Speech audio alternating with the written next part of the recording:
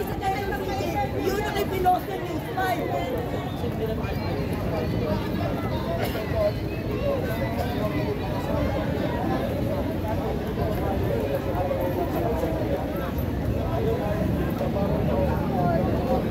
Pag narali talaga sa may ng Pilipino, baka maulit-ulit yung Marcos era. Tinataob yung ban ng ABS. Ewan ko ba? Masukugin pa yan. Antayin nyo, pag nagalit yan, baka masunog pa yung ano nyo. Sila. Yung mga anak nyo? Tama yan. Tawa sila. Antayin nyo, antayin nyo. Tatamagin mga sasakyan nyo. Sana nakauwi ka na kahit madaling araw. Sige lang, sige lang. Hindi kayo patay ng camera niya. Ang mamamayang Pilipinong milyon. Sana hindi malagpatak nyo. Hindi nyo malalasan. Baka may liliyap dyan. Sana hindi mo patay ang angkan nyo ng mga adik. Nakataka na biktima na eh. Kaya tawa na kayo. Journalist nyo? Bukan nyo, pag nag-post power na, pag-power kayo. Sunog. Ang pinost ng News 5, alam niyo kung anong pinost ng News 5, kapopos lang, yung nag-rally sa Quezon City na panagutin daw si Pangulong Duterte. Yun ang pinost ng News 5. Ayan o, ayan o. Ah, nakita ko sa EPI. Sinabunan nyo. Alis kayo dyan. Antayin nyo, magalit. Sige. Nagsilbi sa bayan, tapat nagsilbi. Pero anong ginagawa niyo? Baka mangyari yan sa video lang ng araw. Hindi! Tataubin yung mga sasakyan nyo dyan. Talo sa media. Ano sabi ko? Tutawag ako sa ano ko. Anak, dito muna ako sa Villamor Aves. Ano sabi? Anong meron na? Hindi alam. Gagawin ko yung nangyari ng Itzawan. Oh, sige. Power. Kaya nga nakakagalit kayo. Sa Bagula. Pag lumabas ang galit na sabay ng Pilipino. Hindi pa yan. Manawag ng mga bangka.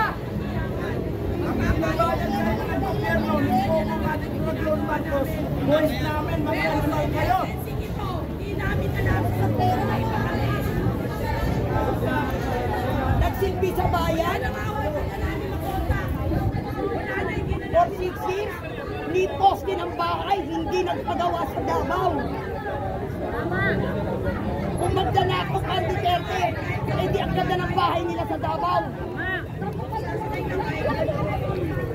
Ang ginawa lang niya ay nagsilbi ng tapat sa bayan, yun ang naging kasalanan niya.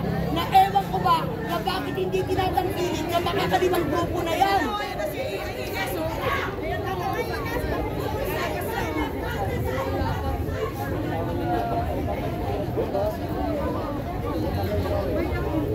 Isipin nyo, iswero na. Dating Pangulo, yan ba ang dapat maramdaman niya? Kinuha natin siya sa Davao. Ayaw niya maging Pangulo.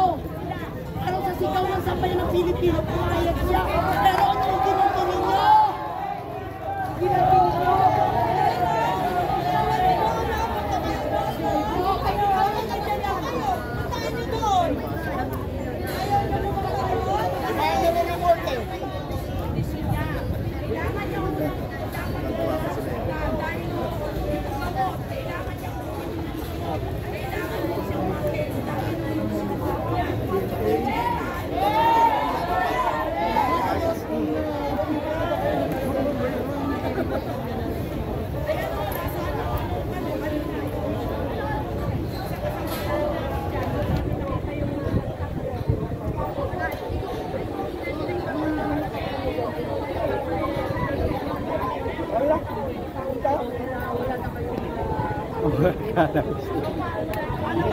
Ha?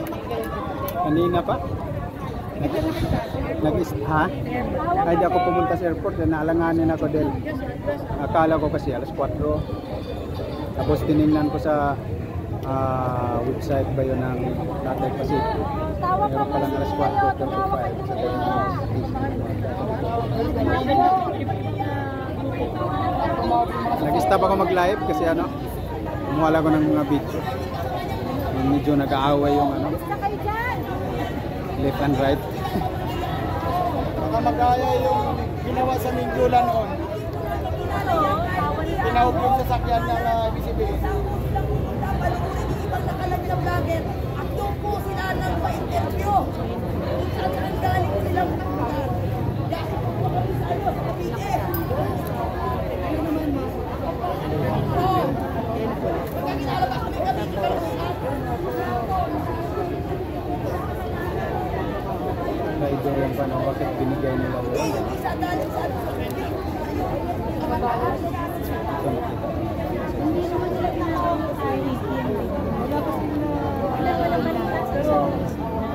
Ano bang dapat sa sugar?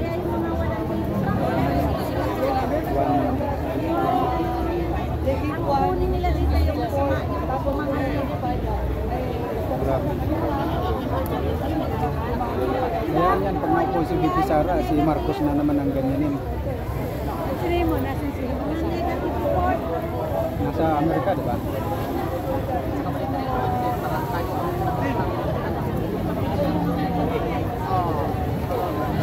Hindi yan lahat. Video lang yan.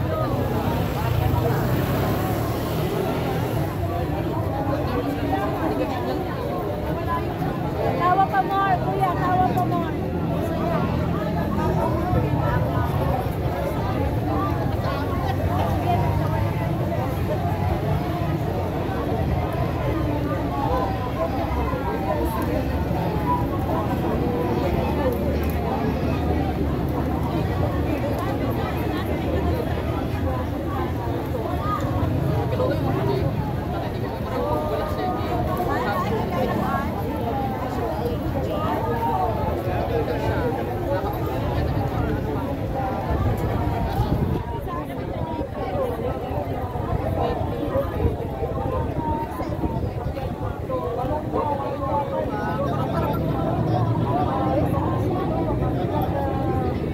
Tatay niya ganyan. Kasi yan